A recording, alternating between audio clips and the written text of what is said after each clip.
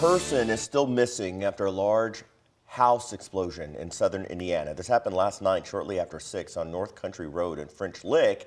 That's about 15 minutes from the French Lick Casino. Indiana State Police say people a half-mile away felt that explosion, and people upwards of 10 miles away heard it. You're looking at what's left of that house, and you can see it's destroyed. The Du Bois County Sheriff's Office says 2 people lived there, but only one of them was at home at the time. He's not yet been found. That area is closed right now until authorities can determine if it's safe.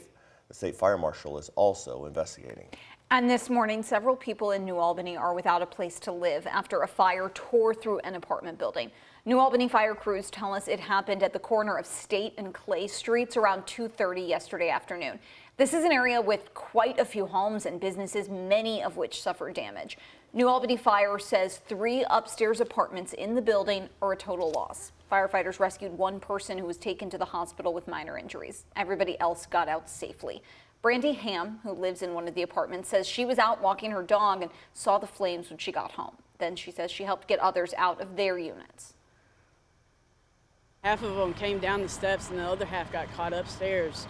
And I'm trying to get them to come through the flames, and they didn't want to come through the flames, so they got caught.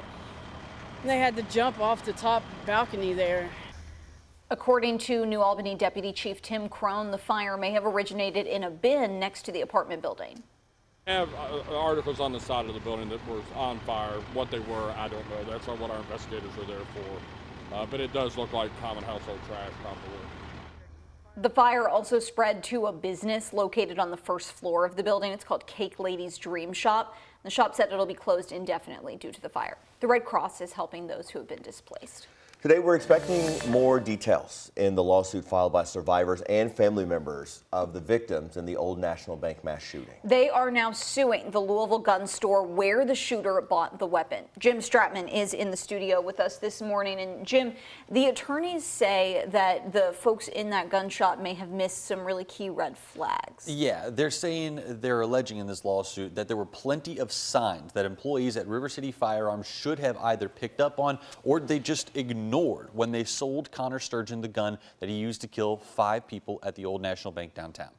Now, according to the suit, Sturgeon bought an AR-15 and 3 magazines just days before that mass shooting at the gun store off of Preston Highway. Now, the lawsuit cites witness testimony where they describe Sturgeon as acting embarrassed and unsure and demonstrating a complete lack of knowledge with firearms. It also says that those signs should have been enough for the employees at River City Firearms to have stopped Sturgeon from buying a weapon. The lawsuit was filed on behalf of the survivors and of the shooting and 2 family members, the wives of Joshua Barrick and Jim Tutt. They're asking for compensatory and punitive damages as well as a trial by jury. Now, we will expect to hear a little bit more about this lawsuit coming up this morning at 10 o'clock. You can look for those details a little bit later on today at WHAS11 News at noon. Eric, Grace? Jim, thank you. Also today, Mayor Craig Greenberg plans to address growing concern about gun violence in our city. He'll join city, state, and federal officials to announce a new initiative aimed at the issue. This follows the release of the city's new gun violence dashboard back in November. It shows where and when Louisville citizens become victims of gun violence using data gathered from LMPD. Greenberg will speak at Metro Hall this afternoon at 2 o'clock. And gun violence is top of mind for some who are questioning the safety of downtown. This comes after a man was fatally shot Sunday near the entrance of 4th Street Live. You know, I eat, I shop down here. I shouldn't have to worry about looking behind my back or the corner of my eye.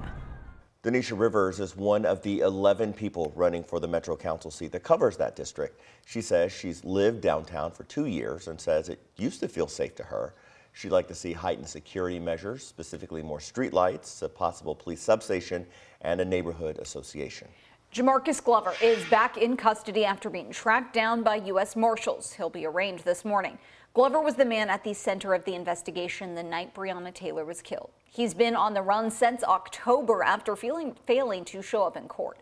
Glover is accused of using children to help transport and sell heroin. His arrest stemmed from the overdose death of a teenager in April. On Monday, investigators found him at a home on Rodman Street, just north of Churchill Downs, near the Taylor Berry neighborhood. During his arrest, officers report finding large amounts of suspected meth, fentanyl, and ammunition. Glover is expected in court at 9 this morning.